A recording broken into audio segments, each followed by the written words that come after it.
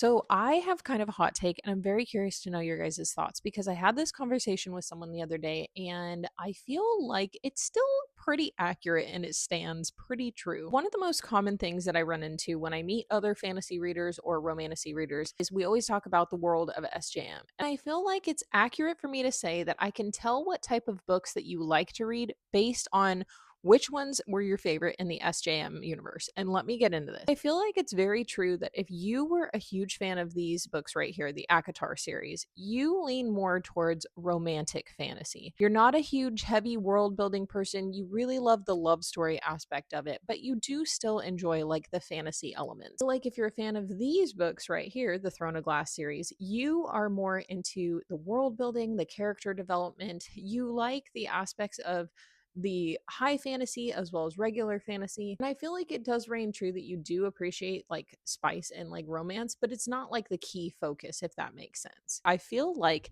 if you are a fan of Crescent City, you are a fan of fantasy books that are fast paced but also have like a depth to them. I feel like the spice is still important and the romantasy aspect is still important, like the crucial element of the story, if that makes sense. It's so funny because when I was talking to this friend about it, she was saying how she really liked the ACOTAR books, but she wasn't a huge fan of Throne of Glass. And so I stopped her and I said, let me ask you a question about what your favorite type of fantasy romantasy books are. And that kind of led us into this conversation. Do you agree with this? What are your thoughts on this? Leave a comment below.